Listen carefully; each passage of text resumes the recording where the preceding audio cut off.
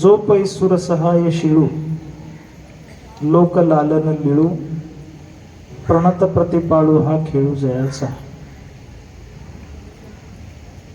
ओम नमो ज्ञानेश्वरा करुणा करा दयाळा. तुमचा अनुग्रह लाधलो पावन झालो चराचरी. नमो सद्गुरु तुकया ज्ञानदीपा. नमो सद्गुरु सच्चिदानंद रूपा. नमो सद्गुरु भक्त कल्याण मूर्ती. नमो सद्गुरु भास्करा पूर्ण कीर्ती. ओम नमो अद्या वेद प्रतिपाद्या. जय जय स्वसंवेद्या आत्मरूपा. देवा तोची गणेशु सकलार्थ मती प्रकाश म्हणे निवृत्तीदासु अवधारी जोजी. आता अभिनव वाग्विलासिनी जे चातुर्यार्थ कला कामिनी. ते शारदा विश्वमोहिनी नमस्कारी देमिया. मनोजवं मारुततुल्य वेगं जितेंद्रियं बुद्धिमतां वरिष्ठं. वातात्मजं वानरयूथं मुख्यं श्रीरामदूतं शरणं प्रपद्ये. संपाद्य ज्ञानं च विधाय भक्तिं विलोकितो येन समाधिराजः. वैराग्यवन्तं सुविचारयुक्तं नमामि जोगं शिरसा गुरुन्तं. जो पैसुर सहाय शिळू लोक लालन लिळू प्रणत प्रतिपाळू हा खेळू जयाचा. सर्व साधू संतांच्या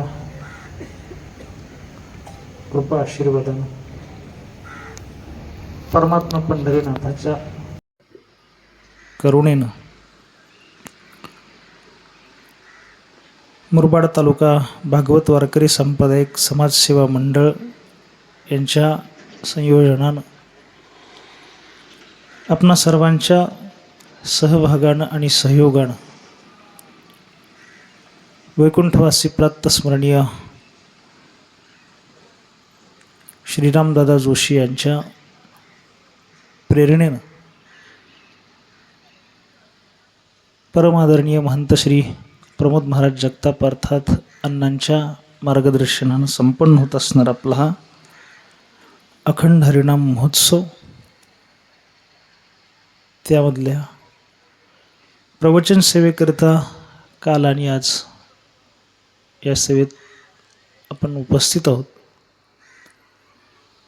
विश्वमौली ज्ञानेश्वर महाराजांनी 12व्या अध्यायाचा समारोप करत असताना श्रीकृष्ण परमात्म्याच्या वर्णनासाठी जी काही विशेषणं योजली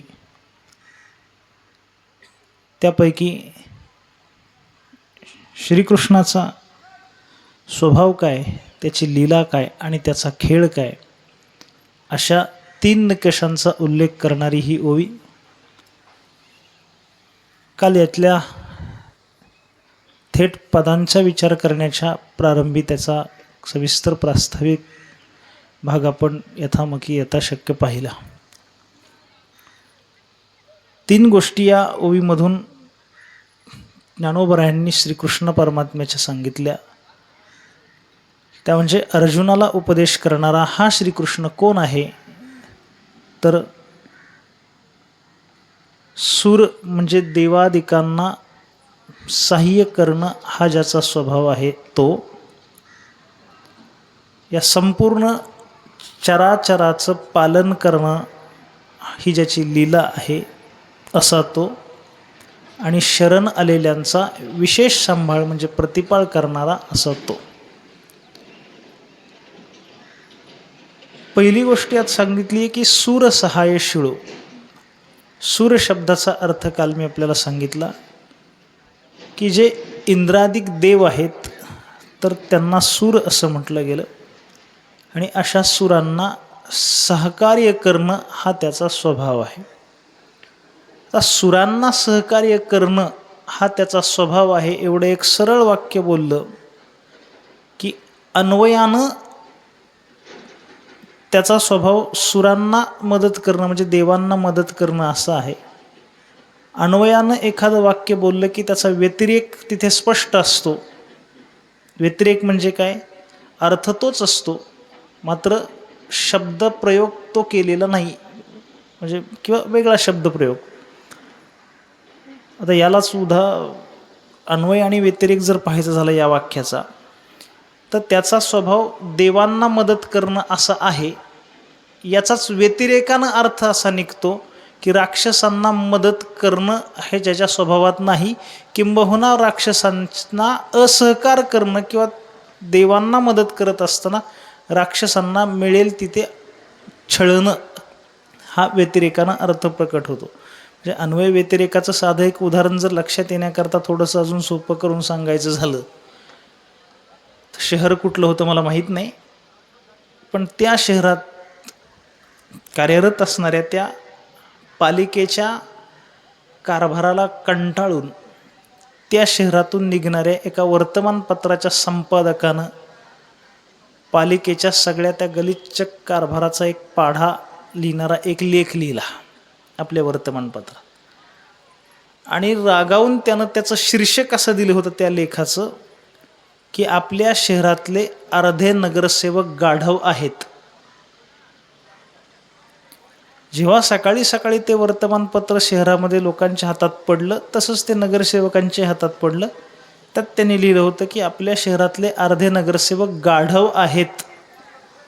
पण नेमके अर्धे कोण, कोणाच्याही नावाचा उल्लेख नसल्यामुळे सगळे नगरसेवक एकत्र जमले आणि ह्यातले अर्धे कोण, तुम्ही का आम्ही, हे समजायला मार्ग नाही. आणि मग अशा वेळेला पटकन एकमत होत असतं. मग कोण बापसा आपल्या पक्षाचा, कोण विरोधी पक्षाचा, हिताचे जेव्हा प्रश्न येतात तेव्हा पटकन एकमत असतं. आणि त्यामुळे त्यांचं तात्काळ एकमत झालं आणि सर्व नगरसेवकांनी मिळून तत्काळ कोर्टामध्ये धाव घेतली. तातडीनं ते प्रकरण त्याच दिवशी उभं राहिलं. पोलिसांना फतवा काढला गेला. त्या संपादकाला धरून आणलं, कठड्यामध्ये उभं केलं आणि न्यायाधीशांनी त्याला तंबी दिली की बाबा, हे तू ज्या पद्धतीनं हे तुझ्या लेखाचं शीर्षक दिले की आपल्या शहरातले अर्धे नगरसेवक गाढव आहेत, तर ही काही बोलण्याची किमान सभ्यता तू सांभाळायला हवी होती. अशा पद्धतीनं नगरसेवकांचा उल्लेख गाढव म्हणून करणं हे काही बरं नाही, तुझी चूक झालेली आहे. त्यानं त्या न्यायमूर्तींचं ऐकून घेतल्यानंतर कबुली दिली की सरकार ठीक आहे, आपण म्हणताय तर माझी चूक मला मान्य आहे, मात्र मला काही शिक्षा देण्याच्या ऐवजी मी पुन्हा अशी चूक करणार नाही, तेव्हा एक संधी मला द्या, मी आपली क्षमा मागतो. न्यायमूर्तींनी सांगितलं ठीक आहे, पहिल्यांदा तुझ्याकडून चूक झाली आहे तर तुझी चूक सुधार, तुला एक संधी देतो, मात्र आज जे काही तू छापलेलं आहेस तर ती चूक दुरुस्त करण्याकरिता आजच्या विधानाचा प्रतिवाद करणारं, खुलासा करणारं विधान तू उद्याच्या अंकामध्ये छापायचंस. त्यानं सांगितलं ठीक आहे छापतो, असं म्हणून तो गेला. दुसऱ्या दिवशी जेव्हा अंक सर्वांच्या हातात पडला तेव्हा त्या अंकामध्ये लिहिलं होतं की आपल्या शहरातले अर्धे नगरसेवक गाढव नाहीत. समजतंय का पहा? तो खुलासा घेतला आणि सगळे नाचायला लागले. कारण होतेच कोणते, मला नाही असं म्हणायचं, पण अर्धे गाढव नाहीत असं म्हणणं काय आणि अर्धे गाढव आहेत असं म्हणणं काय? अर्धे नगरसेवक गाढव आहेत असं म्हणणं अन्वयाचं बोलणं आहे आणि अर्धे नगरसेवक गाढव नाहीत असं म्हणणं व्यतिरेकाचं बोलणं आहे. भाषा अन्वयाची असली काय, व्यतिरेकाची असली काय, त्यातून जे सांगायचे तो तात्पर्य अर्थ तोच बाहेर पडत असतो. तसं तो सूरसहायशीळ, त्याचा स्वभाव देवादिकांना मदत करणं हा आहे. हे झालं अन्वयाचं वाक्य. व्यतिरेकानं याच्यातून अर्थ प्रकट होतो की देवांना मदत करणं हा ज्याचा स्वभाव आहे तो राक्षसांना मदत करत नाही. म्हणजे देवांना सूर म्हणायचं आणि त्या सूर या शब्दालाच हा उपसर्ग लावला की असुर असा शब्द तयार होतो आणि जे कोणी असुर आहेत तर त्या असुरांना तो मदत करत नाही. आता हे सूर अथवा असुर कशावरून ठरतं? शरीर यष्टीचा विचार करायचा झाला तर शरीर सर्वांचं सारखंच असतं. म्हणजे सामान्य माणसाचंही शरीर तसंच आहे, एखादा महात्मा असला तरी त्याचंही शरीर आहे, आणि आपल्याच अवतीभोवती जर कोणी एखादा असुर अर्थात राक्षसी असेल तर त्याचंही शरीर आपल्यासारखंच आहे. शरीरावरून हे सूर असुर ठरत नाही, तर असुरत्व किंवा सुरत्व किंबहुना सामान्य मनुष्यत्व हे आपल्या माणसाच्या अंतकरणाच्या वृत्तीवरून ठरत असतं. म्हणजे महात्मा कोणाला म्हणायचं याची नव्याध्यात केलेली व्याख्या जर पाहिली तर महात्मा नस्तु माम पार्थ दैवीम प्रकृतीमाश्रितः, ज्याच्या अंतकरणानं दैवी संपत्तीच्या गुणांचा आश्रय केलेला असतो त्यांना महात्मा असं म्हणायचं. आणि याच्या व्यतिरिक्त जे आसुरी संपत्तीचे गुण आहेत तर ते गुण ज्याच्या अंतकरणात असतात त्यांना असुर असं म्हणायचं. तर अशा असुरांना कधीही तो मदत करत नाही. सूर सहाय शिळू, सुरांना म्हणजे देवांना मदत करणं हा त्याचा स्वभाव आहे. पण देवांना तो मदत कधी करतो ह्याचं जर प्रामुख्यानं उल्लेख पाहायचे झाले तर सूर आणि असुर यांच्या संग्रामाचेच प्रसंग अनेकदा उद्भवतात. आणि मग जेव्हा सूर आणि असुर यांच्यामध्ये काही संघर्ष निर्माण होतो तर हा जो परमात्मा आहे तर याचं थेट असुरांबरोबर काही वैर असण्याचं कारण नाही दरवेळेला. तो तसा त्रयस्थ आहे. मात्र सूर आणि असुर यांच्यामध्ये जर एखादा संघर्ष उभा राहिला, त्यात जर याने उडी टाकली तर ह्याचा स्वभाव असा आहे का तो असुरांच्या बाजूने न जाता तो सुरांच्याच बाजूने कौल देतो. हे अगदी साधं आहे, पण आता त्याचा विस्तार करण्याकरता एखादं उदाहरणच जर पाहायचं झालं तर असंख्य वेळेतले असंख्य प्रसंग आपल्या पुराणांतरी सापडतात. त्यात प्रामुख्यानं म्हणजे अनेक पुराणांमध्ये किंवा श्रीमद भागवतामध्ये त्या अनेक ज्या काही कथा आपल्याकडे येतात त्यातून समुद्र मंथनाचा एक जो प्रसंग आहे तर त्या समुद्र मंथनाच्या प्रसंगामध्ये प्रामुख्यानं किंवा विशेषत्वानं याचा सुरांना मदत करण्याचा स्वभाव कसा आहे तो दिसून येतो. म्हणजे जो हा श्रीकृष्ण आज अर्जुनाला बोलतोय तोच श्रीकृष्ण म्हणजे तोच परमात्मा वेळ पडली तर सुरांना मदत करण्याकरता वेगवेगळे अवतारही त्या निमित्तानं कसे धारण करतो. जेव्हा समुद्र मंथनाचा प्रसंग उद्भवला म्हणजे त्याची पीठिका अशी आहे की तत्कालीन स्वर्गाचा अधिपती असणारा इंद्र हत्तीवरती अर्थात ऐरावतावरती बसून रस्त्यानं जात होता आणि तो जात असताना समोरून दुर्वास नावाचे ऋषी त्यांची आणि त्याची भेट झाली. हा देवांचा राजा आहे याकरता त्याचा काही सन्मान करावा म्हणून एक पुष्पमाळा म्हणजे हा फुलांचा हार त्या इंद्राला अर्पण करण्याकरता पायी चालणाऱ्या दुर्वासांनी असा वरती केला. हा हत्तीवरती बसलेला आहे. दुर्वास जेव्हा त्याला हार घालायला लागले तेव्हा तो खाली वाकला नाही आणि त्यांचा हार त्याने गळ्यात नाही घेतला. तर तो हार त्याने हातात घेतला आणि हातात घेऊनही तो जवळ ठेवला नाही. त्याच्या हत्तीवरती तो बसून चालला होता त्या हत्तीच्या सोंडेवरती त्यानं तो हार फेकला आणि हे दुर्वासांच्या समोर भेटलं. आता दुर्वास हे जरी ऋषी असले तरी आपली ऋषी परंपरा जर पाहिली तर त्याच्यामध्ये क्रोध हा ज्यांचा विशेष गुण आहे असे दुर्वास आहे. याच्यामुळं त्यांनी अनेक वेळेला देवाच्या किंवा शापाच्या सुद्धा प्रसंग आपल्यावरती ओढून घेतल्याच्या अनेक घटना आपल्याला त्यांच्या चरित्रामध्ये पाहायला मिळतात. दुर्वास संतप्त झाले. अरे तुझ्या सन्मानाकरिता मी तुला हार दिला आणि तो हार याने तर स्वीकारला नाहीच, पण हार आपण दिलेला हार त्यानं स्वीकारला नाही याच्यात आपला तर अपमान आहेच. पण दुसरी गोष्ट प्रत्येक फुलामध्ये पुष्पलक्ष्मीचा वास असतो. फुलं किंवा हार आपण एकमेकांना का देतो त्याच्या मागचं कारण असे की सुगंध दिला किंवा सुगंध जर घेतला तर त्या सुगंधाच्या आदान आणि प्रदानानं आपला परस्परांमध्ये असणारा स्नेह परस्परांमध्ये असणारं प्रेम वाढत असतं. तेव्हा ज्या व्यक्तीविषयी आपल्याला आदर वाटतो त्यांच्याविषयीचं प्रेम किंवा आदर वाढण्याकरता त्या व्यक्तीला एखादं फूल देणं किंवा त्या व्यक्तीला फुलांची माळ देणं हे आपल्या भारतीय संस्कृतीत आहेत. फूल देण्याच्या मागे त्या फुलाच्या निमित्तानं त्यातला सुगंध देण्याचा प्रकार आहे. म्हणून उच्चभ्रू लोकांच्या त्या लग्न समारंभात सुद्धा जेव्हा माणसं प्रवेशद्वारातून आतमध्ये येत असतात तेव्हा रस्त्याच्या दोन्ही बाजूला त्याचे फवारे असतात. कशाचे? सुगंधाचे. त्याला आपण अत्तर म्हणतो. किंवा काही लोक खिशामध्ये ती छोटीशी कुपी बाळगतात. मग ते मनगटावरती अत्तर लावणं का? हे सुगंध देण्यानं अंतकरणातलं प्रेम वाढत असतं. आणि म्हणून तो त्याच्याविषयीचा आदर व्यक्त करण्याकरता आपण ही पुष्पमाला दिली, आपलाही अपमान केला, पण त्याचबरोबर त्या फुलामध्ये वास करणाऱ्या पुष्पलक्ष्मीचाही अपमान यानं केला आहे.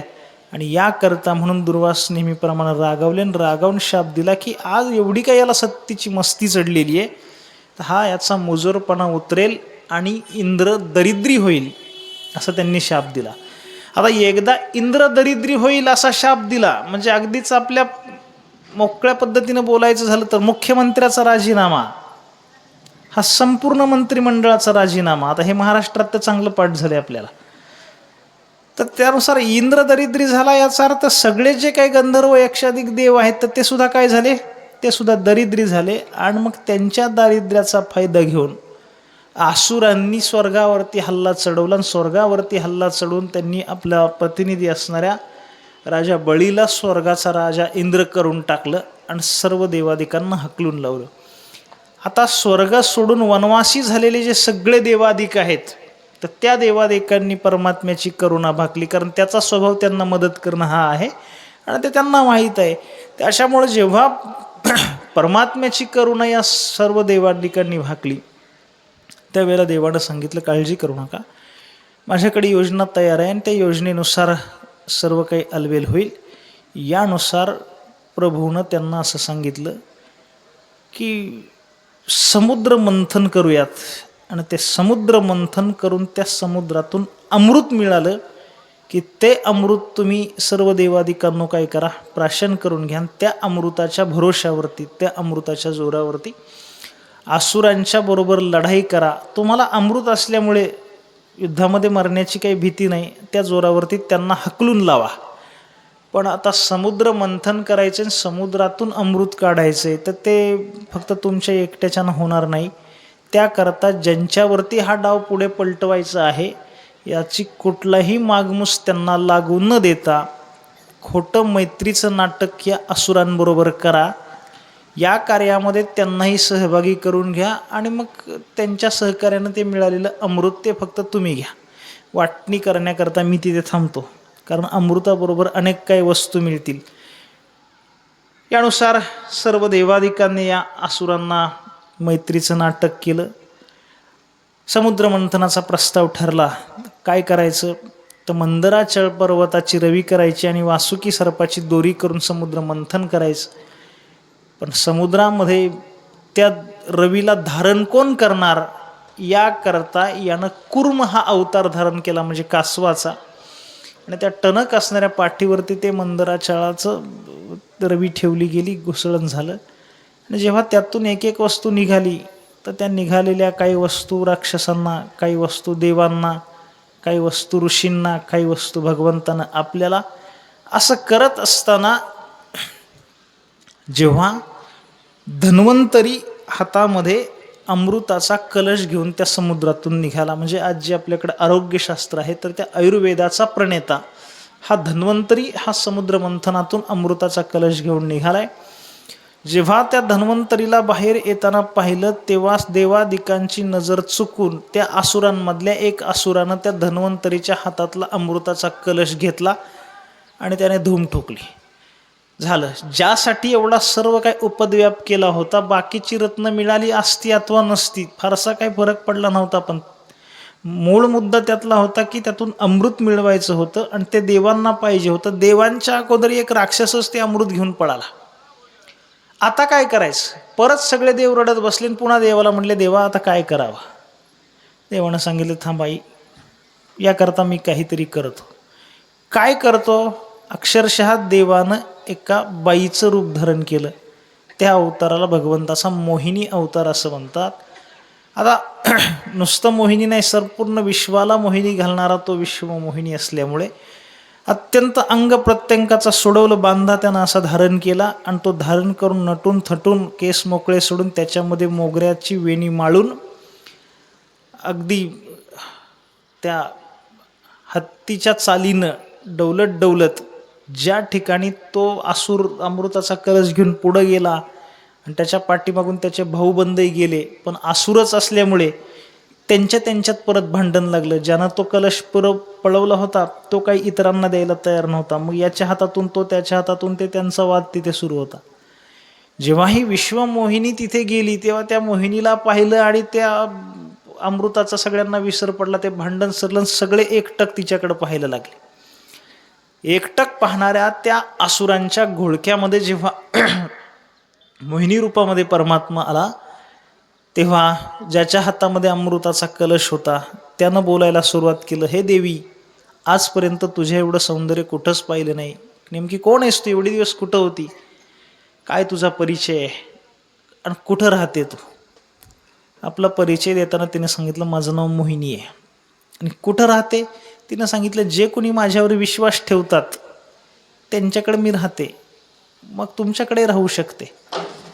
ज्याच्या हातात कलश होता त्यानं विचार केला भांडवल हातात आहे आणि गुंतवणूक समोर आहे. त्यानं सांगितलं आम्ही कश्यपांच्या मुलं आहेत दितीची आणि हे समुद्र मंथन आम्ही देवांच्या बरोबर केलं आणि त्यातून हा अमृत मिळाले. तेव्हा चल तुझी तयारी असेल तर माझ्याबरोबर राहा. हा त्याने प्रस्ताव ठेवल्याबरोबर त्या मोहिनीनं सर्वांना एकत्र केलं आणि सांगितलं हे बघा समुद्र मंथन करून तुम्ही हे अमृत मिळवलं तू एकटाच घेऊन आलास पण तुझ्या भाऊबंधांचं याच्यात काही सहकार्य नाही का. त्यानं सांगितलं हो. मग तिनं सांगितलं तू एकट्यानं घेऊन कसं चालेल यांना पण दिलं पाहिजे ना. आता हे जर दुसऱ्या कोणी सांगितलं असतं तर त्यांनी काय प्रतिवाद केला असता माहीत नाही पण बाई सांगते त्यामुळे त्यानं ऐकलं. ते सांगितलं हो ठीक आहे दिलं पाहिजे. मग तिनं सांगितलं दे अमृताचा कलश माझ्याकडे. गुपचूप त्यानं त्या मोहिनीच्या हातात तो कलश दिला. सर्व असुर त्याच्या तोंडाकडे बघायला लागले की बरं झालं ही आली, हा एकटाच अमृत घेऊन पळाला होता आता हिच्यामुळे आपल्याला मिळेल. अमृताचा कलश हातात घेतला आणि मोहिनी असं म्हटली हे बघा ते मंथन करत असताना त्या वासुकीची एक बाजू तुम्ही धरली होती दुसऱ्या बाजूने घुसळण कोण करत होतं. तुला देव करत होते. हे त्यांना पण दिलं पाहिजे का नाही. ते म्हणले अहो पण ते आम्ही घेऊन आलोय. तेव्हा मोहिनीनं असं सांगितलं हे बघा यातलं गुह्य तुम्हाला माहीत नाही. हा जो कलश आहे हा अमृताचाच कलश आहे पण याच्यात वर वर सगळं पाणी आहे. खरं अमृत ते खाली आहे. त्यांचीही समजूत काढू तुम्ही त्यांना बोलवा दोन्ही पंक्ती बसू वरचं पाणी पाणी देवांना मी वाटून टाकते आणि खाली राहिलेलं जे काही ओरिजिनल म्हणजे ओरिजिनल असा शब्द नसेल ते नियोजला ती खरं खुरं म्हटलं असं तर जे अमृत आहे ते मी तुम्हाला देते. ती सांगत राहिली हे प्रस्ताव मान्य करत राहिले. एका बाजूला देवांची रांग बसली समोरून हे सगळे असुर आहेत आणि जेव्हा या सुरांना ते अमृत वाटण्याकरता सुरुवात केली तेव्हा समोर असुरांच्या रांगेतल्या एका असुराच्या असं लक्षात आलं की प्रकार काहीतरी वेगळा आहे. ही काही सामान्य बाई दिसत नाही आणि आता थेंबर अमृतही आपल्या वाट्याला येणार नाही. तेव्हा त्यांच्यातला एक असुर देवाचं रूप धारण करून त्या देवांच्या पंक्तीत खाली मान घालून बसला आणि ते सर्वजण अशा ओंजळी करून बसले होते. मोहिनी रूपामध्ये प्रभू त्यांना हे अमृत टाकत होते. ते टाकत असताना असुरांच्याकडून सुरांचं रूप धारण करून आलेल्यानं ओंजळीत ते अमृत घेतलं आणि त्याच्या घशात कुठं जातं न जातं तोपर्यंत शेजारी असलेल्या चंद्रानं आणि सूर्यानं कालवा केला. देवा थांबा हा आपला नाही पलीकडच्या रांगेतून आलाय. तत्काळ प्रभूनं आपलं सुदर्शन चक्र काढलं आणि आसूर असून सुरांच्या रांगेत जो आला त्याचं मुंडकं छाटलं. घशातून खाली ते अमृत गेलं नाही म्हणून त्याचं जे शरीर होतं ते मृत होऊन पडलं. जे त्याचं मस्तक त्याला अमृत मिळालं होतं तर त्या मस्तकाला ग्रहमालेमध्ये स्थान दिलं. तो असुर होता राहू म्हणून तो राहू ग्रह झाला. म्हणून चंद्रानं आणि सूर्यानं आपलं बिंग फोडलं म्हणून तो सुडगवण्याकरता कधीतरी अमावस्येला किंवा पौर्णिमेला तो राहू चंद्राला किंवा सूर्याला ग्रासतो. त्यालाच आपण ग्रहण असं म्हणतो. मुद्दा आपला इथे आहे की सुरांना सहकार्य करायचंय त्यावेळेला सूर आणि असुर यांच्यामध्ये असणारा वाद आहे. त्या वादामध्ये तशा अर्थानं पडण्याचं कारण नसलं तरी हा परमात्मा त्यांच्या वादामध्ये पडतो आणि वादामध्ये पडून तिथं अशा पद्धतीनं ज्याला आपण कपट म्हटलं तरी हरकत नाही अशा पद्धतीची नीती तो अवलंबतो आणि असुरांना फसवतो. याच पद्धतीनं त्या समुद्र मंथनाच्या नंतरही पुन्हा जेव्हा झालेल्या लढाईमध्ये त्या बळीला गतप्राण केलं गेलं देवांच्याकडून पण शुक्राचार्यांनी संजीवनी विद्येनं त्याला पुन्हा जिवंत केला. त्याच बळीच्या दरवाजावरती याचकाच्या रूपानं वामन रूपामध्ये अवतार धारण करून 3 पावलं भूमी मागून त्याचं सर्वस्व हरण करून घेतलं. कशा करता सर्वस्व हरण करून घेतलं. ज्यानं स्वर्ग ताब्यात घेतला होता त्या बळीला पाताळात गाडून भले पाताळात जाऊन त्याला त्याचं स्वतंत्र राज्य देणं असेल त्याच्या दारामध्ये द्वारपालाची भूमिका बजावणं असेल मात्र सुरांना सहकार्य करणं हा त्याचा स्वभाव असल्यामुळे इंद्र आणि त्याच्या सर्व सहकाऱ्यांच्या ताब्यातून गेलेला स्वर्गलोक त्यांना परत मिळण्याकरिता अशा अनंत गोष्टी तो या पद्धतीनं करत राहतो कारण त्याचा स्वभाव आहे सुरांना सहकार्य करणं. सूरसहाय शिळू. पुढचा मुद्दा आहे तो म्हणजे लोकलालन लिळू. आता ह्या लोक शब्दाचा अर्थ त्रैलोक्य असा घ्यायचा. तर त्रैलोक्यामध्ये असणारे जे काही सर्व जीव आहेत तर त्या सर्व जीवांचा सांभाळ करणं ही त्याची लीला आहे. लीला कशाला म्हणतात? ज्याच्याकरता फार काही सायास करावे लागत नाहीत, अगदी विनासायास ज्या काही गोष्टी घडतात तर त्याला आपण लीला म्हणतो. जे आपल्या शरीरातले काही लीला असतात तर त्या कुठल्या लीला आहेत? प्रवचनात बसल्या बसल्या समजतंय का न समजतंय समजा, पण ते जरा पोटामध्ये पडलेले गार वाऱ्याचं कमी समजा, पण आहे थोडासा वारा आला तर अगदीच सहजगत्या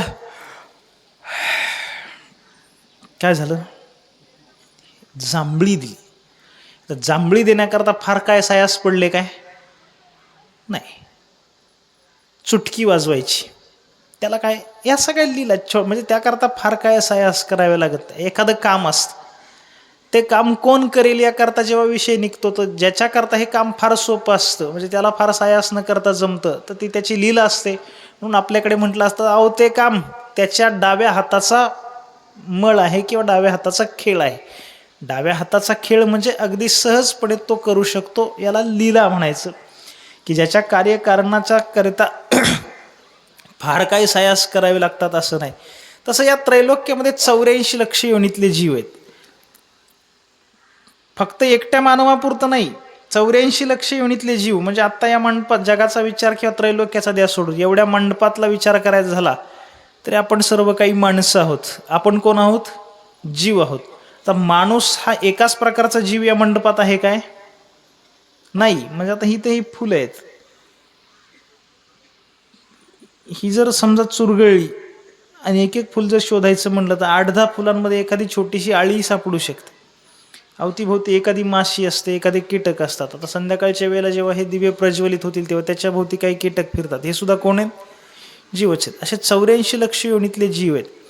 पण हे जीव आपलं जीवन जगत असताना कशाच्या आधारानं आणि काय धागा यांचा जीवन जगण्याचा?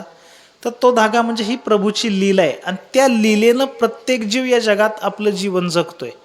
म्हणजे नेमकं काय होतंय? प्रत्येक जीव या जगात कर्म घेऊन जन्माला आला, तो आपल्या कर्मानुसार जीवन जगतो. आणि मग याची लीला कशी काय? तर ऐका, कर्म करणं हे प्रत्येक जीवाचं, जरी त्याचा स्थायी भाव असला, कर्म करण्यात प्रत्येक जीव स्वतंत्र असला तरी ज्याच्या त्याच्या कर्मानुसार त्या त्या जीवाला तशी तशी स्थिती प्रदान करणं ही याची काय आहे? ती त्याची लीला आहे. म्हणजे सिद्धांत असा आहे. आता काय, आता थोडासा ते कर्म सिद्धांत आहे, पण याच्या मूळ मुद्द्याकडे येऊ आपण. एक जीव दुसऱ्या जीवाच्या कर्मात हस्तक्षेप करू शकत नाही, कारण कर्म करण्यात आपण स्वतंत्र आहोत. हे शरीर आपल्याला प्राप्त झालं, या शरीरामध्ये ज्ञानाच्या प्राधान्यानं काही इंद्रिय, त्यांना ज्ञानेंद्रिय म्हणतो आपण, आणि कर्माच्या प्राधान्यानं कर्म इंद्रिय आहेत. तर यांच्याद्वारा आपण काय करायचं याच्यात प्रत्येक जीव स्वतंत्र आहे. कोणी कोणाचा कर्माचा प्रतिवाद करू शकत नाही किंवा त्याला आपण फारसं नियंत्रित करू शकत नाही. म्हणजे आता 2 दिवस तुम्ही मला बोलण्यासाठी इथं बोलावले, मी आता इथं बसलोय आणि बोलतोय. मी बोलत असताना माझं पुढचं वाक्य काय असावं हे तुम्ही कोणी ठरवून चालेल काय? नाही. तुम्ही समोर बसलात, किती जणांनी यावं, कसं ऐकावं आणि किती वेळ ऐकावं हे मी ठरवून चालेल का? नाही, कारण आपण जीव आहोत आणि एकमेकांच्या कर्मात आपल्याला हस्तक्षेप नाही करता येत. आता जसं जीव जीवाच्या कर्मात हस्तक्षेप करत नाही, तसं हा ईश्वर सुद्धा तुमच्या कर्मात हस्तक्षेप नाही करत. तो काय करतो? तो फक्त एका न्याय्य भूमिकेत राहतो. म्हणजे ते आपल्याकडे काही दिवसापूर्वी उत्तर भारतामध्ये एक दगड सापडला, शिळा. त्याच्यावरती एक चित्र कोरलेलं होतं. आता त्या चित्राचा नेमका अर्थ काय आहे हे शोधण्याकरता भारतीय पुरातत्व विभागानं जगभरातल्या इतिहास तज्ञांकडे ती शिळा फिरवली होती की नेमका याचा अर्थ काय. इथं काही हडप्पा मोहनजोदडो सारख्या संस्कृती होत्या, त्यातल्या काही उत्खननाचा हे भाग आहेत का, अवशेष आहेत का वगैरे. मात्र अनेक तज्ज्ञांनी त्याचा बारकाव्यानं अभ्यास करूनही कुठलाही एक निष्कर्ष हाती लागला नाही. तेव्हा सरते शेवटचा एक प्रयत्न म्हणून ती शिळा काशीतल्या विद्वानांकडे पाठवायची ठरवली. एका सभागृहामध्ये ती शिळा ठेवली आणि सांगितलं, बघा याचा अर्थ तुम्हाला काय उलगडतो का. तेव्हा अवघ्या काही मिनिटामध्ये त्या तज्ज्ञांनी असा निर्वाळा दिला की हे कुठल्याही उत्खननाचे ऐतिहासिक अवशेष नसून भारतीय उपनिषदांमध्ये असणारा एक कर्मसिद्धांत चित्राच्या रूपानं रेखाटलेला आहे. चित्र काय होतं? चित्र होतं एका झाडाचं. त्या झाडाला काही फळं लागलेली होती आणि त्याच्यावरती 2 पक्षी बसलेले होते. एक पक्षी त्या झाडाचं फळ खात होता आणि दुसरा त्याच झाडावरती काही अंतरावर बसून खाणाऱ्याकडे फक्त पाहत होता. चित्राचा अर्थ असा होता, ते जे झाड आहे तो आहे संसार वृक्ष. त्याला लागलेली जी फळं आहेत ती आहेत कर्माची फळं. ते फळ खाणारा जो पक्षी आहे तो आहे जीव आणि पाहणारा जो पक्षी आहे तो आहे ईश्वर. खाणारा खातोय, कसं खायचं म्हणजे गुणानं खायचं मिळालेली संधी म्हणून का मुजोरी करायचं हे आपलं आपण ठरवायचं. मात्र शहाण्याने तो आपल्याला पाहतोय हे विसरायचं नाही. हे हात मला मिळालेलेच, समोरून कुणी आलं तर नमस्कारासाठी जोडायचे का कोणावर उगारायचे आपलं आपण ठरवावं. पण 2 कृती भिन्न आहेत, त्याचा परिणामही भिन्न आहे. बोलण्याकरता वाणी नावाचं इंद्रिय मिळालं हातात, कधीतरी ज्ञानेश्वरी घेऊन ओव्या घ्यायच्या गायच्या का ती बाजूला ठेवून शेजारणीला शिव्या द्यायच्या. आपलं आपण ठरवायचे, पण 2 भिन्न गोष्टीत त्यांचा परिणाम भिन्न असणार आहे. मात्र या जगात चुटकी जरी वाजवली तरी तिचा एक परिणाम ठरलेला असतो आणि त्या ठरलेल्या परिणामात आपल्याकडून घडलेलं कर्म त्याचं कितपत फळ आपल्याला द्यायचं आणि ते कधी द्यायचं हे मात्र जीवाच्या हातात नाही. आणि तसं जर हातात असतं तर या जगाला काही एका अर्थानं नियंत्रणही राहिलं नसतं. आणि आता दुसरी गोष्ट अशी आहे की परिणामांचा जर सगळी जाणीव अशी उघड असती तर तद्वारा या जगात कुणी वाईट केलंही नसतं, असंही असू शकतं काय. पण हे सर्व सूत्र त्यांनी त्याच्या हातात ठेवलेले आणि हे सूत्र आपल्या हातात ठेवणं याकरता त्याला काही फार सायास करावे लागत नाही. ती त्याची लीला आहे. तुमचंच कर्म आहे आणि तुमच्याच कर्माचं फल तुम्हाला प्राप्त होणार आहे. पण ज्याच्या त्याच्या कर्माचं यथोचित फल त्याला प्राप्त करून देणं हे सूत्र त्याच्या हातात आहे. आणि म्हणून तो या जगताचा या पद्धतीनं नियामक आहे. हा त्रैलोक्याचा नियामक असणं आणि ते नियामकत्व राबवणं ही त्याची लीला आहे.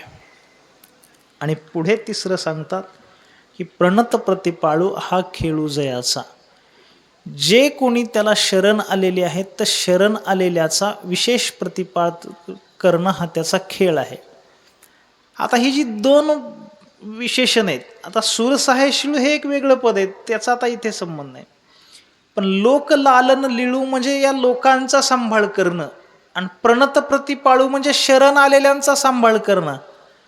दोन्ही गोष्टी सांभाळायच्या आहेत. तरी लालन लिळू एक लीला आणि दुसरा खेळ याच्यातला नेमका फरक काय?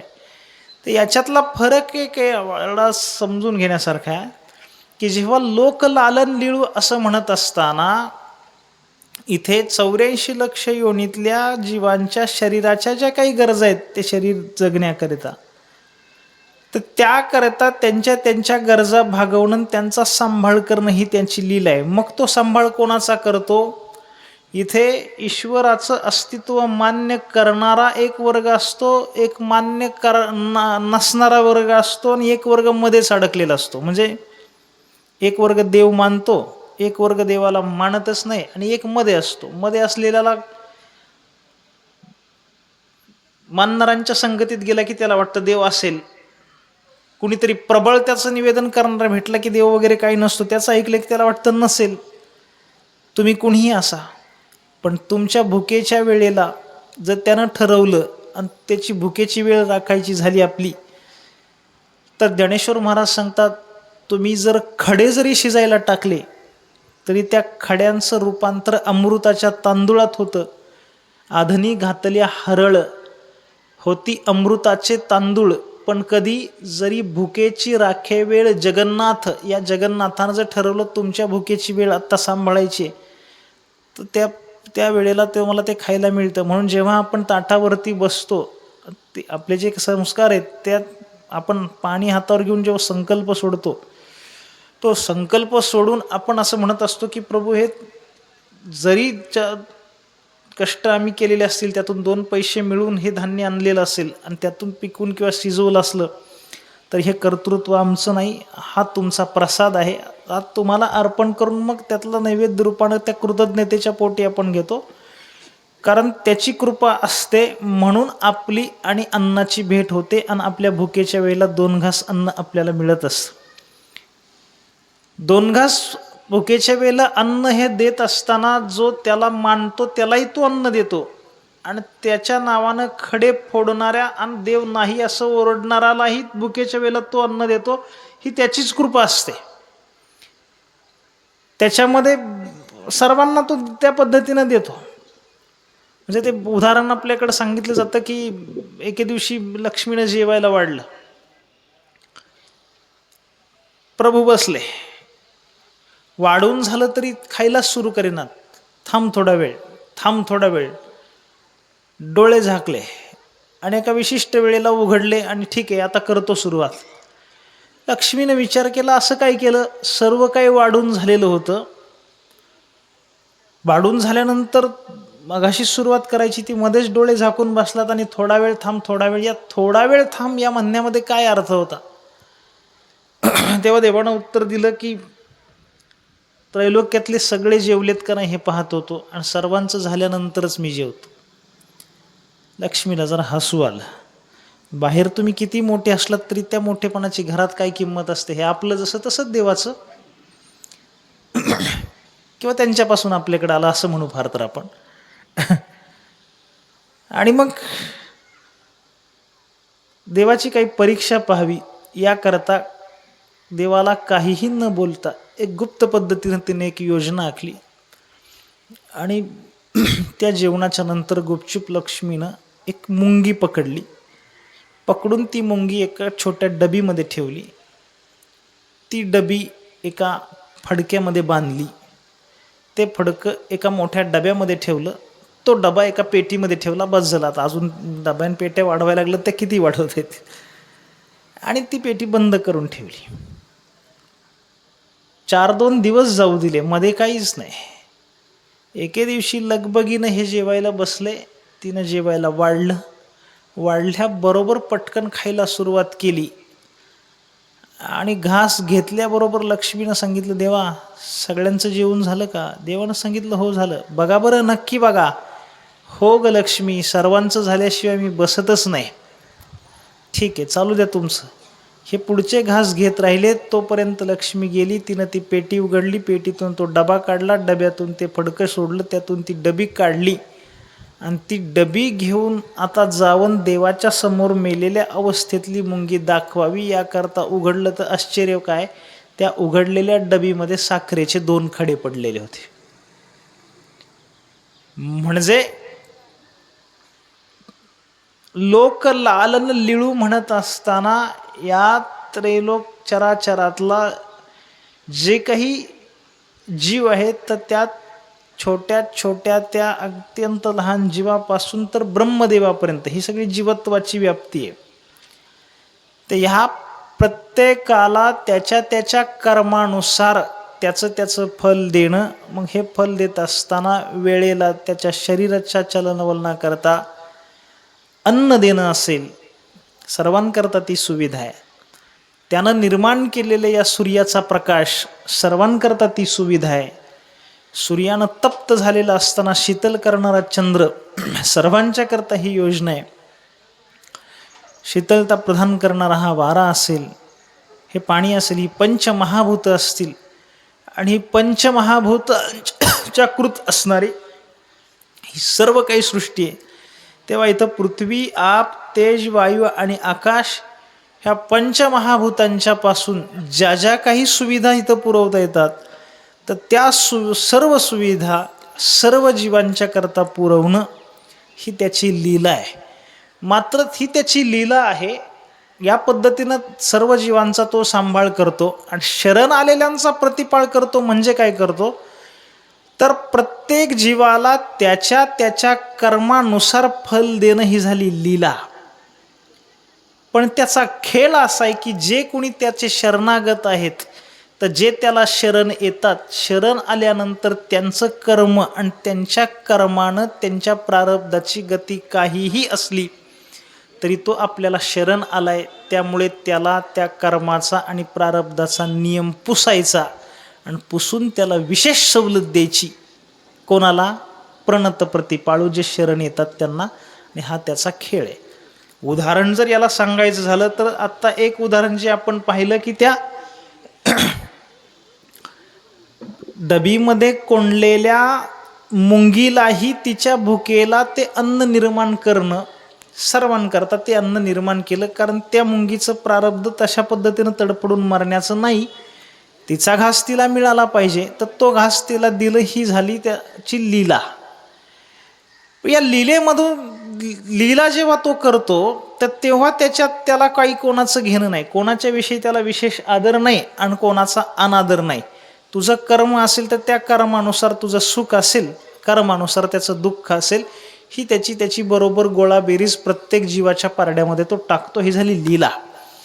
पण जो जीवच असतो, तो एखादा जीव जर याला शरण आला, शरण आल्यानंतर त्याच्या प्रारब्धामध्ये जर दारिद्र्य असेल तर ते दारिद्र्य पुसून त्याला ऐश्वर्य प्रदान करणं, त्या लीलेचा नियम बाजूला सारून त्याचा हा आवडीचा खेळ आहे की त्याला विशेष सवलत देणं. म्हणून आता याला जोडून जर परत दुसरं उदाहरण पाहायचं झालं तर जेव्हा याच कृष्ण अवतारामध्ये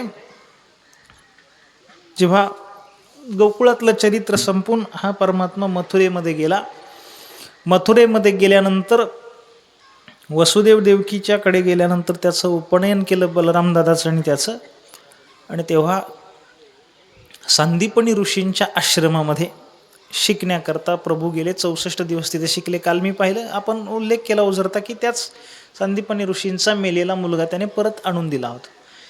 त्याच सांदीपनी ऋषींच्या गुरुकुलामध्ये शिकत असताना त्याचा एक सवंगडी, जो गरीब असणारा मित्र, त्याचं नाव सुदामा. पुढच्या आयुष्यामध्ये हा श्रीकृष्ण द्वारकेचा राजा झाला आणि त्या सुदाम्याच्या घरी मात्र 18 विश्वाचं त्याचं दारिद्र्य राहिलं. आता सुदामदेवाच्या घरी दारिद्र्य असणं, कशामुळे दारिद्र्य? तर सुदामदेवाचं कर्म आहे आणि त्या कर्मानुसार त्याचं जे काही प्रारब्ध आहे, कारण कर्माचा परिणाम 3 पद्धतीनं होतो. तर त्या 3पैकी एक प्रारब्ध असतं, एक क्रियमान असतं आणि एक संचित असतं. त्यानुसार त्या प्रारब्धवशात सुदामदेवाची गरिबी आहे. लोकलालन लिळू या शब्दाने विचार करायचा झाला तर ती लीला सर्वांच्या ठिकाणी सारखी आहे. जगात काही एकटा सुदामदेवच गरीब नाही ना, असंख्य लोक गरीब आहेत. त्या असंख्यांच्याच पैकी एक गरीब असणारा तो कोण आहे? सुदामदेव आहे. पण सुदामदेवाची पत्नी सुलभा आहे. आणि जेव्हा पुढे गृहस्थ आश्रमी जीवनामध्ये अनेक वेळेला द्वारकेचा राणा असणाऱ्या श्रीकृष्णाच्या विषयीच्या आपल्या गुरुकुलात शिकत असतानाच्या अनेक आठवणी जेव्हा सुदामदेव आपल्या पत्नीला सांगत राहिले, तेव्हा बऱ्याच दिवस त्या आठवणी ऐकून घेतल्यानंतर एका दिवसापासून त्या सुलभेला असं वाटलं की आपल्या पतीनं त्यांच्या या श्रीमंत मित्राकडे जावं आणि आपल्याकरिता काहीतरी मागून घ्यावं. हे दारिद्र्य किती दिवस उपभोगावं, याकरता तिनं हट्ट करायला सुरुवात केली. आणि सतत घडणाऱ्या हट्टामुळे सुदामदेवाला एके दिवशी देवाकडे जाणं भाग पडलं. प्रसंग आपणा सर्वांना ज्ञाते. जात असताना रिकाम्या हातानं कसं जायचं, काहीतरी द्यावं.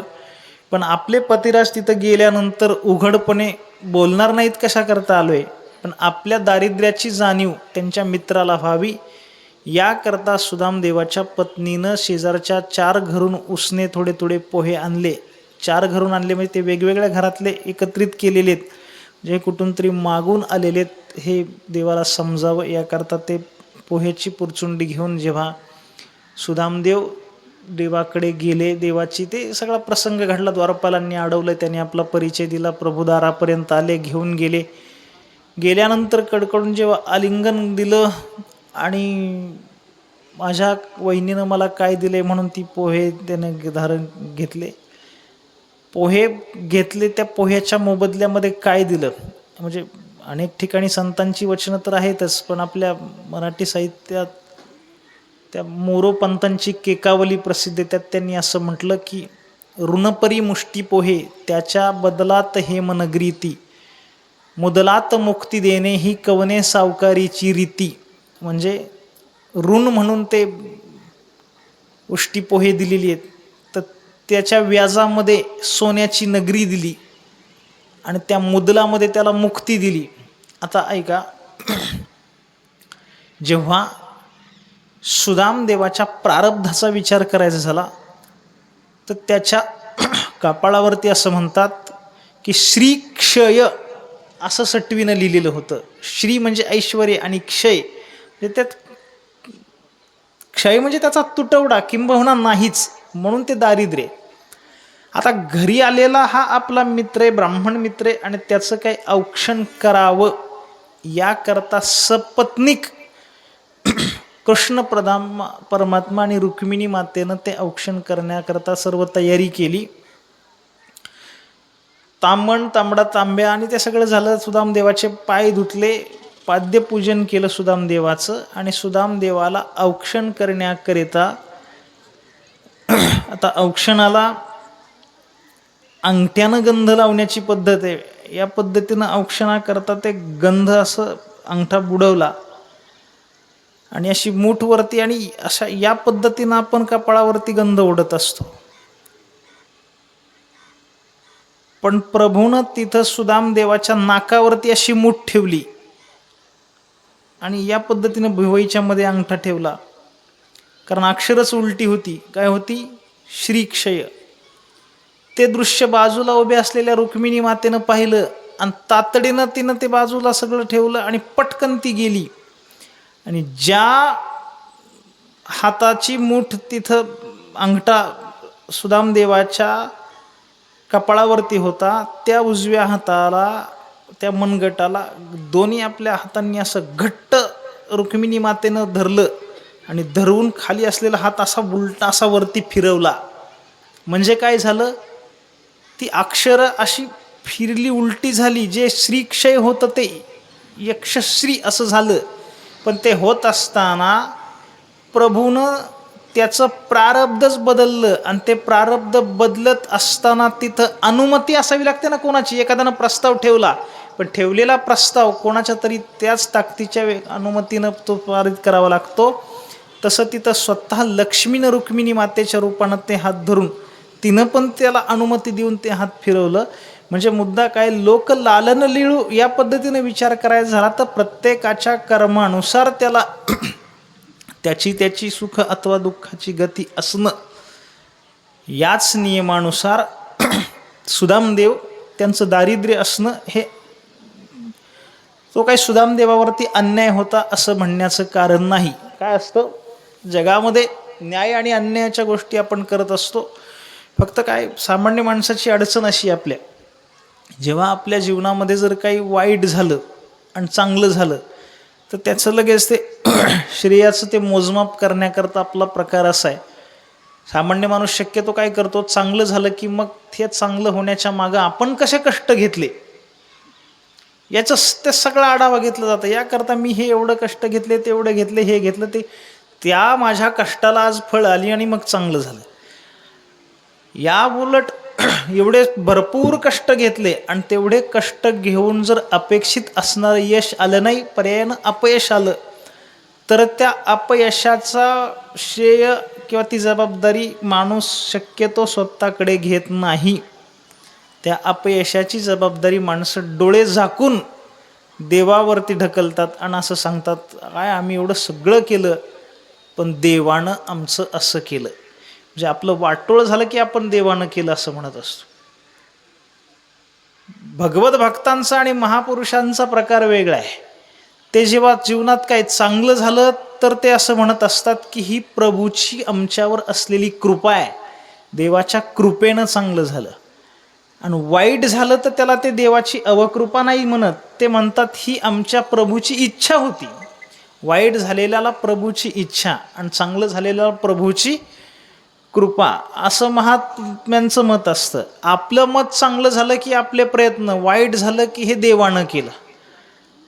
पण ते चांगलं असेल अथवा वाईट असेल, घडलेला प्रसंग आपल्याला असं वाटत असतं हा वाईट आहे आणि असा का झाला.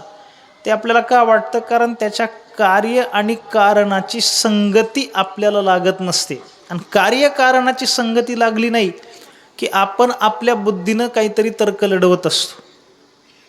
पण जगामध्ये घडणाऱ्या प्रत्येक गोष्टीच्या म्हणजे काय पहा, ईशसृष्टी म्हणजे लोकलालन लिळू म्हणजे या त्रैलोक्यातल्या प्रत्येक गोष्टीचं नियमन त्यानं स्वतःच्या हातात ठेवलेलं आहे. म्हणून बरे न्याय आणि अन्यायाच्या ह्या अलीकडच्या प्रांतातल्या गोष्टी त्यात आपल्याला असं वाटतं ह्या अमक्यानं माझ्यावरती फार अन्याय केला, तमक्यानं त्याचं फार हे केलं, हे किती होऊ द्यात, पण कधीतरी त्याची गोळाबेरीज होणार आहे. आणि ज्याचा त्याचा घास ज्याला त्याला मिळतोच, फक्त तो कधी मिळणार आणि केव्हा मिळणार हे जीवाच्या कक्षेत नसतं. ऐका, अडचण तिथं म्हणजे कर्म अकर्माच्या जर गोष्टींचा विचार करायचा झाला तर बऱ्याचशा वेळेला अशी लोकांची देवावरती ही नाराजी असते किंवा हे आमचं असं का घडलं, त्या मागची कारणं अशी आहेत का लोक लालन लिळू म्हणजे ती लीला आहे त्याची, आणि ज्या जगाच्या कर्मानुसार जगाला ती मिळालेली गती आहे. पण त्या कर्माचा जो निवाडा होतो, त्या कर्माचा परिणाम धर्म आणि अधर्म असा कारचा परिणाम असतो. धर्म त्याला आणि पाप असतात. हा करतो कधीतरी पुण्याचं असतं, नाही तर ते पापाचं असतं. अडचण अशी असते, हे लोक लालतील त्याची लीला काय हातात आहे. धर्म काय आणि अधर्म काय हे कुठल्याही जीवाच्या हातात नाही. जीवानं केलेलं असलं तरी धर्म अधर्माची गोष्ट त्याच्या हातात आहे. कधी कधी असं घडतं, आपल्याला वाटतं धर्म आहे पण तो असतो अधर्म. एखाद्या वेळेला कृती दिसते अधर्माची पण तो असतो धर्म. उदाहरण जर याला सांगायचं झालं तर ते उदाहरण अनेक वेळेला आपण ऐकले. जुनी कीर्तनकार मंडळी सांगायची किंवा पूर्वी मराठी माध्यमाच्या शाळेतले गुरुजी लोक पण ती गोष्ट शाळेमध्ये विद्यार्थ्यांना सांगायचे की ते आपल्या आश्रमांतरात संन्यास आश्रम जो आहे, चतुर्थ आश्रम, संन्याशामध्ये काही क्षेत्र संन्यासी असतात आणि काही परिव्राजक असतात. क्षेत्र संन्यासी म्हणजे एखादं क्षेत्र निवडतात, त्याची सीव ओलांडायची नाही, त्यातच राहायचं. आणि परिव्राजक मंडळी सतत फिरत असतात. आता फिरणारा एक परिव्राजक महात्मा चालतच सगळा प्रवास त्याचा नित्यनेम असा की भल्या पहाटे उठावं आणि सूर्य माथ्यावर येईपर्यंत म्हणजे ऊन कडक जोपर्यंत कोवळा आहे तोपर्यंत चालावं. ऊन आहे तोपर्यंत कुठेतरी विश्रांती करावी, ऊन उतरल्यानंतर परत पुढचा प्रवास करावा. असं एके दिवशी पहाटे उठून बरचसं अंतर पायी चालून थकतलेला तो एक महात्मा, आता ऊन झालं कुठेतरी थांबावं म्हणून एका गावाच्या बाजूला त्या रस्त्याच्याच कडेला एक असं प्राचीन एक पिंपळाचं झाड होतं आणि त्या झाडाला त्या गावातल्या लोकांनी पार बांधलेला होता. त्या झाडाच्या पारावरती तो महात्मा बसला आणि बसल्या बसल्या त्याने असे पाय पसरले आणि त्या खोडाला टेकून बसला. खूप वेळची चाल झाल्यामुळे दमलेला, बसल्या बसल्या त्याचा डोळा लागला, त्याला झोप लागली. कधीतरी त्या रस्त्यानं वर्दळ असायची, क्वचित कोणी माणूस जायचा. त्या रस्त्यानं जाणाऱ्या एका गृहस्थानं पाहिलं कोणीतरी संन्यासी आहे, चला दर्शन घेऊ म्हणून तो गेला आणि दर्शन घेतलं.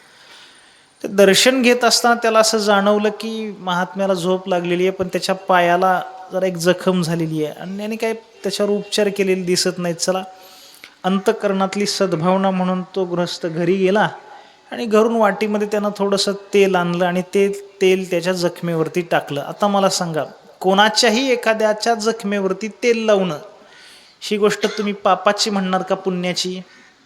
अर्थातच पुण्याची. आणि हा तर महात्मा आहे, त्या महात्म्याची. ते तेल लावलं, नमस्कार करून परत निघून गेला. त्याचा परिणाम असा झाला की त्या तेलाच्या वासानं तिथं काही मुंग्या जमा झाल्या आणि त्या मुंग्या त्या जखमेला आता टोकरायला सुरुवात करतात.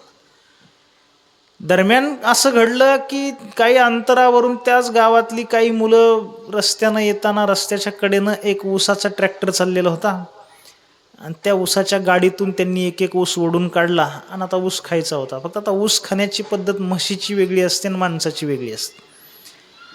म्हैस ते सगळं सरसकट खाऊन टाकते, माणसाला त्याचा फक्त रस घ्यायचा आणि चुया फेकून द्यायच्या. आता कुठे तर चला पारावरती बसून आपण गप्पा मारत हा ऊस खाऊ असं ठरवून ते त्या पाराच्या दिशेनं झाडाच्या आले. जेव्हा ती पोरं तिथं आली तेव्हा त्यांना समजलं की पारावर जागाच नाही, जिथं आपल्याला बसायचं तिथं अगोदरच हा महात्मा बसलाय. आता ती पोरं, त्यांना काय याच्याविषयी सद्भावना नव्हती, त्यांना वैताग आला. आता काय, एखादं झाड आपण पाहावं आणि त्या झाडाखाली जावं आणि तिथं गेल्यानंतर बसायला जागा नसावी तेव्हा काय चिडचिड होते हे वारीत चालणाऱ्या माणसाच्या पटकन लक्षात येईल. जे दुपारची वेळ आहे, आरती म्हणजे आपली पंगत झालेली आहे, माऊली निघण्याकरता अजून तासाभराचा वेळ आहे. 2-4 जण असतात ते असा विचार करतात की 1 तासात थोडीशी झोप होईल, चला कुठं जायचं. इथं उभे असतात, काही अंतरावर झाड दिसतं, ते सांगतात चला त्या झाडाखाली जाऊ. ते झाड दिसायला जवळ असतं, चालायला लागल्यानंतर समजतं. त्यातली 15 मिनिटं झाडापर्यंत जायला जातात. तिथं गेल्यानंतर 2 विकल्प असतात. एक तर झाडाखाली जेवढी सावली त्यात कुठेच जागा नसते, सर्व माणसं तिथं आधीच बसलेली किंवा झोपलेली असतात. अन्यथा दुसरी बाजू त्यातली अशी असते, तिथं एकही माणूस नसतो. का नसतो? कारण त्या झाडाखाली आधीच कुणीतरी बसून गेलेलं असतं. ते वारीत जाणाऱ्यांच्या जास्त लक्षात येईल. आणि ज्यांना नाही समजलं त्यांनी आपापसात नंतरचे विचारून घ्या, बुवानं काय सांगितलं. तेव्हा काय चिडचिड होते की एवढा वेळ इथं आलो इथं जागा नाही. त्या पोरांचं तसं झालं की इथं आपल्याला यायचं होतं, आपल्या आधी हा बसलाय. म्हणून त्या महात्म्यावरचा राग व्यक्त करण्याकरता तो ऊस खाऊन त्यातल्या कुणीतरी एका मुलाने त्या ऊसाची चुई त्या महात्म्याला फेकून मारली. त्यानं फेकून मारली की सर्वांनीच फेकून मारायला सुरुवात केली. आता ऊस खाऊन चुई फेकून मारणं कोणालाही, महात्म्यालाच नाही कोणालाही चुई फेकून मारणं चांगलंय का वाईट आहे? वाईट आहे. महात्म्याला मारणं त्याहून वाईट आहे. ज्ञानोबराय सांगतात, देवा संत वृंद नमस्कारीजे का घडे तरी पूजिजे, हे वाचोनी निंदीजे सोये वाचा. अशा पद्धतीनं महात्म्याची निंदा झाली. आता याला तुम्ही पाप म्हणणार का पुण्य म्हणणार?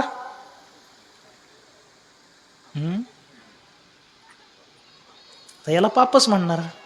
पण परिणाम पहा, अगोदर ज्याला आपण पुण्य म्हणत होतो त्यानं त्या जखमेवरती तेल लावलं होतं, त्या तेलानं पुण्याचे नावे पाप कसं जोडलं होतं, तर तिथं त्या मुंग्या जखम टोकरण्याकरता आल्या.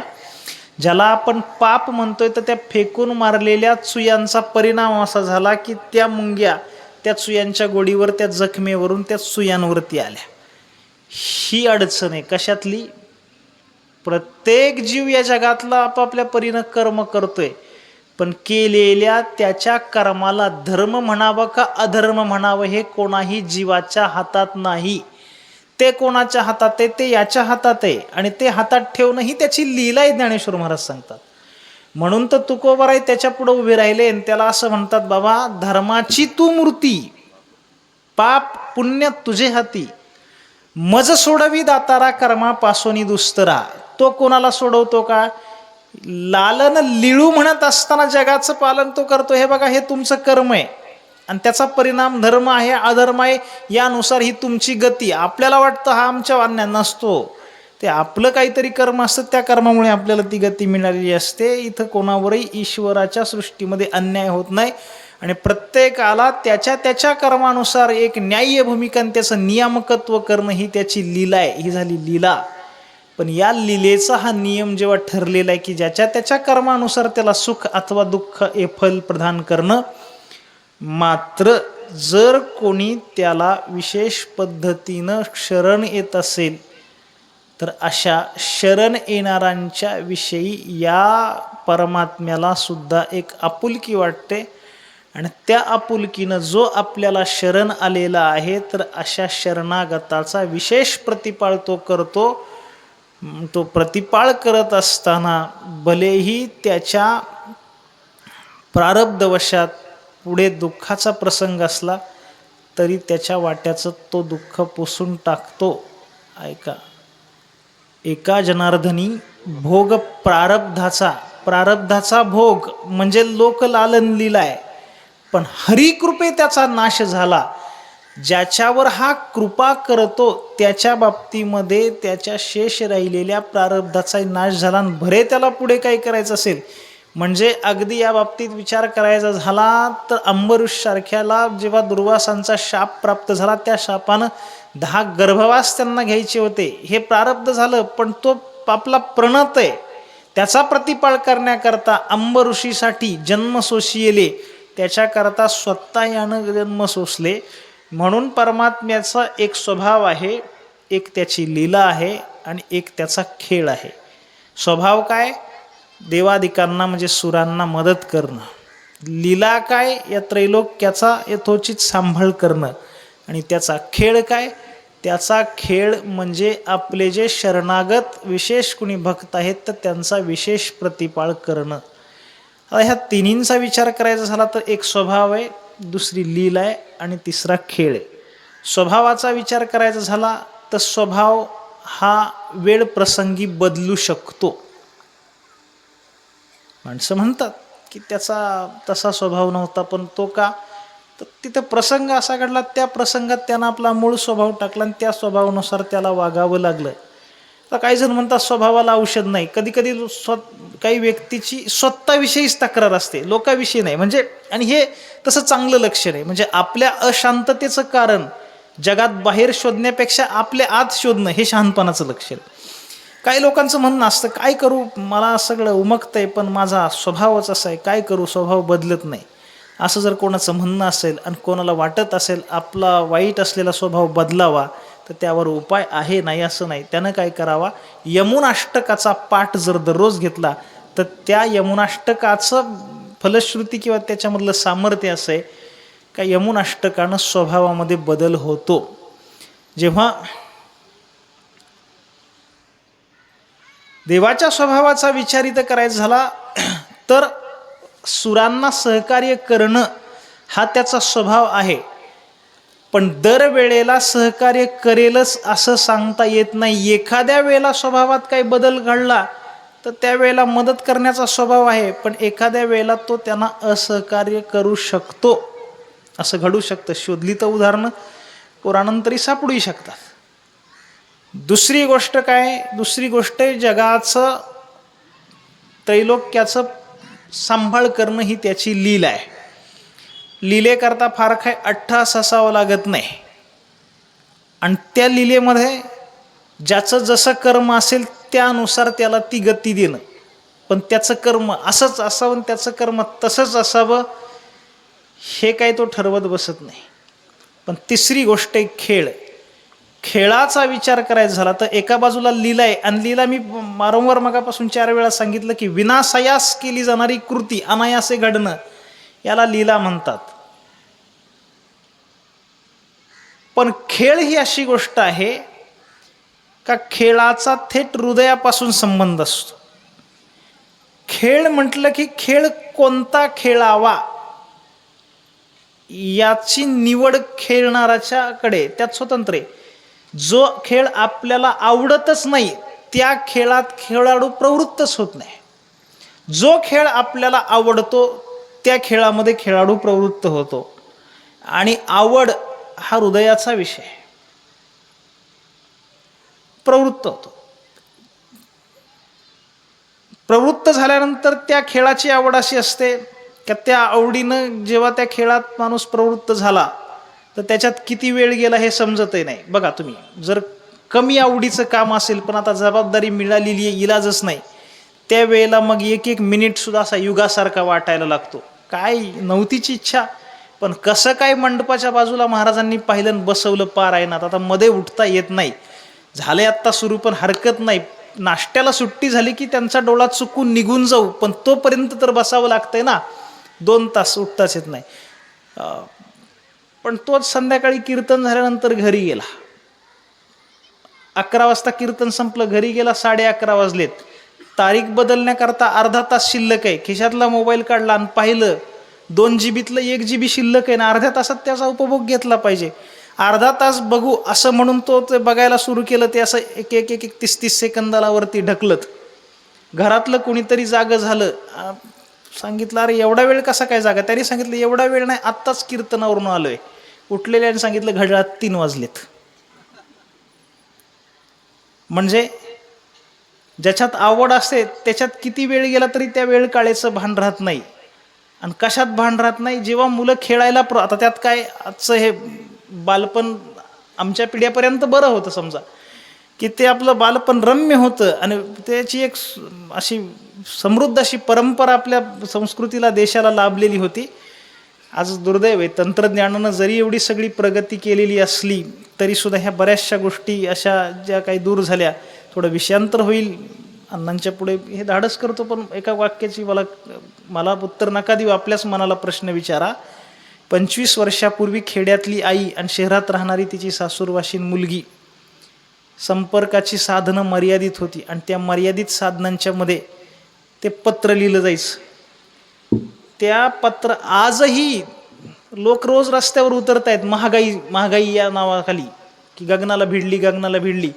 या महागाईच्या काळात स्वस्ताईची कमाल. त्या पत्राची किंमत माहिती आहे किती? पोस्टात जा 50 पैसे. सगळ्यांचे जर खिसे पाहिले, नाही पाहणार मी, माझं नाही धाडस एवढं, मोठमोठ्या नोटा सापडतील, पण 50 पैशाचं नाणं नक्कीच इथं कोणाच्याही खिशात नाही. त्याची किंमत 50 पैसे. 1 रुपया देऊन पोस्टातून तुम्ही एक कार्ड मागा, तो 2 देतो, कारण सुट्टे द्यायला त्याच्याकडे नाणं नाही. त्याच्यावर 8च ओळी बसतात, 10 सुद्धा नाही. पण त्या 8 ओळी ती म्हातारी खिशा ते पिशवीमध्ये जपून ठेवायची आणि वारंवार कोणाकडून तरी वाचून घ्यायची. प्रत्येकाच्या घरात आपली एक तार असायची, त्या तारेमध्ये ती सगळी पत्र खोवलेली असायची. आज ते पत्र लिहिणं कालबाह्य झालं. आज मुलगी आणि आई एकमेकीला तिथून पाहतात आणि गावाकडून मुंबईमधल्या मुलीला आई सांगते, अगं त्या लसणाच्या त्या पाकडीला थोडीशी ती राहिली काढायचं, बघ तशीच फोडणी टाकशील. म्हणजे इतकं एकमेकीला पाहिलं जातं. 2-2 तासाचा व्हिडिओ कॉल तेव्हाच्या 8 ओळीतून मिळणारं समाधान देतो का, या प्रश्नाचं नक्कीच उत्तर नाही. असं माझा मुद्दा आहे की खेळाचा विचार करायचा झाला तर पूर्वीचं ते बालपण सुद्धा समृद्ध होतं आणि मैदानी काही पद्धती खेळाच्या होत्या, ते सगळं बाजूला गेले आणि ती लहान मुलं सुद्धा आपली शिशु अवस्थेतली त्या मोबाईलवरती बोटं फिरवण्यात ते एक प्रकारे चुकीची वाटचाल आहे. पण खेळाचा विचार करायचा झाला तर वेळ काळेचं भान खेळात राहत नाही. अत्यंत तन्मयपणे खेळणारा खेळाडू त्यात प्रवृत्त होतो. खेळाचा विचार जर करायचा झाला, स्वभाव आणि लीला ह्या 2 गोष्टींचा खेळाबरोबर तुलना करायची झाली तर स्वभावाकरता एकटाच, त्याला काही दुसऱ्याच्या सापेक्षतेचा काही विचार नाही, आवश्यकता नाही. लीला ही अशी गोष्ट की तो ठरवेल त्या पद्धतीनं सहजगत्या घडते. पण खेळ ही अशी गोष्ट आहे का ती एकट्यानं खेळण्याची गोष्टच नाही. त्याच्याकरता काही जणांचा मेळ जमवावा लागतो आणि तो मेळ जमून त्यांच्याबरोबर तो खेळ खेळतो. बरं, स्वभाव आणि लीला आणि खेळ यांचा परत तौलनिक विचार करायचा झाला तर त्याचा स्वभाव कसा आहे, हे कुठले सुरांना मदत करणं हा त्याचा स्वभाव आहे. पण कुठलाही इंद्रादिक देव किंबहुना ब्रह्मदेव, देवा तुमचा स्वभाव असा असावा असं ठरवू शकत नाही. आपला स्वभाव कसा असावा याचं पूर्ण स्वातंत्र्य देवा परमात्म्याचं त्याच्याकडे. त्याची लीला आहे, त्या लीलेनुसार हे बघा, हे तुमचं कर्म आहे, हे तुमचं फल त्रैलोक्याला त्याने सांगितलंय. त्रैलोक्यातला कुणीही घटक त्याला दावा करू शकत नाही तुमच्या या लीलेत जरा बदल करा, नाही. खेळाचा विचार करायचा झाला तर स्वभाव त्याच्या मनानुसार असेल, लीला त्याच्या मनानुसार असेल, पण खेळ माझ्या मनानुसार असं परमात्मा ठरवू शकत नाही. प्रत्येक खेळाचे काही नियम ठरलेले असतात आणि त्या ठरलेल्या नियमांना अनुसरूनच खेळ खेळावा लागतो. प्रभूचा खेळ काय आहे तर आपले जे शरणागत आहेत त्यांचा प्रतिपाळ करणं हा त्याचा खेळ आहे. आणि कोणाबरोबर खेळतो, जे त्याचे शरणागत आहेत अशा शरणागत अर्थात विशेष असणाऱ्या भक्तांच्या बरोबर तो खेळ खेळतो. प्रत्येक हा भगवत भक्त त्याचा खेळीय आहे. संतांनी त्या खेळीयाची भली मोठी यादी दिली आणि मग हे सगळे खेळीये त्या प्रभू बरोबर खेळ खेळतात. आणि हे खेळ खेळत असताना एखाद्या वेळेला त्या खेळात सुरांना सहकार्य करत असताना, मी मगाशी सांगितलं अन्वयानं सुरांना सहकार्य, व्यतिरेकानं असुरांचा प्रतिवाद किंवा त्यांना असहकार, पण तिथं असुरांचा पाडाव करण्याकरता तो कुठलाही डाव खेळू शकतो, जो नियमात न बसणारा सुद्धा. पण खेळ खेळताना तो जर तसं काही करायला लागला तर आमचे भगवत भक्त त्याला चुटकी ठणकावून सांगतात की देवा असा रडीचा डाव खेळायचा नाही. असं कोण म्हणू शकतात? असे तुकोबराय म्हणू शकतात, असे शुकदेव म्हणू शकतात, असे नारद म्हणू शकतात, असे व्यास म्हणू, प्रत्येक इथं. आणि म्हणून या खेळामध्ये जे त्याचे सवंगडी येतात त्यांचा सुद्धा त्यात तितकाच सहभाग आहे आणि त्यांना सुद्धा ते तितकेच अधिकार आहेत. म्हणून त्याचा स्वभाव इंद्रादिक देवांना मदत करण्याचा आहे, त्याची लीला या त्रैलोक्याचा सांभाळ करण्याचा आहे आणि आपल्याला शरण आलेल्या भक्तांचा प्रतिपाळ करणं हा त्याचा खेळ आहे. हा खेळ खेळणं हे त्यालाही आवडतं, म्हणून एकटा असलेला त्याला करमत नाही. आणि तो जेव्हा अनेक होतो तेव्हा महत्त्व निर्माण करणं असेल, महत्त्वापासून पुढे आकाश, वायू, तेज, आप, पृथ्वी ह्या सगळ्या गोष्टी निर्माण करणं म्हणजे याच्यात फक्त सूर निर्माण करणं, सामान्य लोक निर्माण करणं एवढं तात्पर्य नाही. खऱ्या अर्थानं तो कशात रंगेल? सर्व योनी निर्माण केल्या आणि शेवटी त्याला असमाधान प्राप्त झालं, तेव्हा सर्वात शेवटी त्यांनी मनुष्य योनी निर्माण केली आणि त्याच्यामध्ये हे विशेष ज्ञान घातलंय का ज्या ज्ञानानं या सर्व जगताचा नियामक असणाऱ्या मला हे ओळखतील. पण एवढं ज्ञान देऊनही या जगातले सर्वजण त्याला ओळखत नाहीत. जे कोणी ओळखतात त्यांच्याच वरती त्याची विशेष प्रीती असते आणि त्यांचा तो विशेष सांभाळ करतो. याकरता त्यांचं प्रारब्ध, क्रियमान किंवा संचित हे काही तो पाहत बसत नाही. या सर्वांची तो एक प्रकारे रांगोळी करतो. ही अशी अखंड कृपा त्यांच्यावरती असते. नोहे नोहे ज्यांच्यावर त्याची कृपा असते त्यांच्याकडे हे सामर्थ्य असतं का ते सुद्धा या जगात आपण कृपा केली तर याच्या खेळी या पदाला प्राप्त होण्याचं सामर्थ्य त्या सामान्य जीवाच्या बाबतीमध्ये असू शकतं. म्हणून देवाची कृपा सुदामदेवावर होईल, पण सुदामदेवासारख्या अन्य कुणी एखाद्या भगवत भक्ताने एखाद्या सामान्यावरती कृपा केली तर तो सुद्धा इथं या खेळांच्या पंक्तीला येऊ शकतो. म्हणून आता हाच 12वा अध्याय, या समारोप ह्या ओव्यांच्या थोडंसं मागे जर आपण गेलो तर अव्यक्त असणारा मी व्यक्त दशेला आलो असं जेव्हा प्रभू म्हणतोय, तेव्हा अव्यक्त रूपाच्या बाबतीत जे बोललं जातं त्याला रंग नाही, रूप नाही, त्याला आकारच नाही, हात नाहीत, पाय नाहीत, काहीच नाही. पण हे हात, पाय, नाक, डोळे हे सर्व मी का धारण केलं त्याची उत्तरं देताना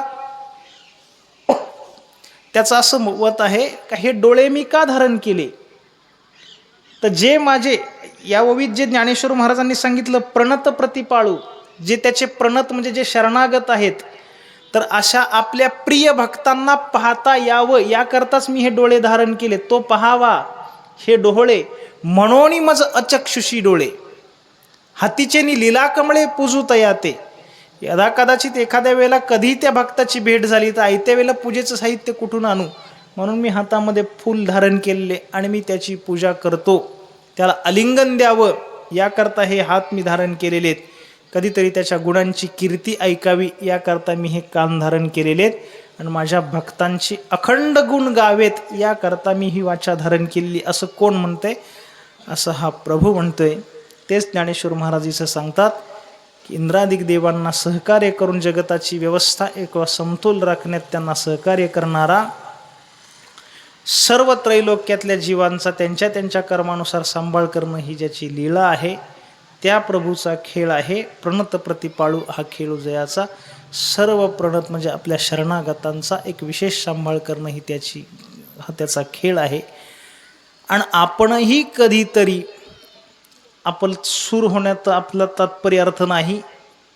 या मनुष्य म्हणून जन्माला येऊन सूर होण्याकरता जे प्रयत्न करतात म्हणजे इंद्रादिक देव होण्याकरता, तर ते करता येतात. त्याच्याकरता 100 अश्वमेधादिक यज्ञ करणं म्हणजे म्हणती संसारी जन्मीजे यज्ञादिक कर्म कीजे स्वर्गसुख भोगीजे मनोहर. तसं तर आपल्याला काय व्हायचं नाही. आपलाच सांभाळ त्याने आपल्याला चोच दिली आहे म्हणून चाराही तो देतोय हे तर आहेच, पण विशेष आपला प्रतिपाल त्यानं करावा आणि त्याच्या त्या लढीवाळांच्या यादीत आपल्याला कधीतरी जाता यावं. याकरता जीवनामध्ये काहीतरी प्रयत्न करावे लागतात. त्याच प्रयत्नांना परमार्थ असं म्हटलं जातं.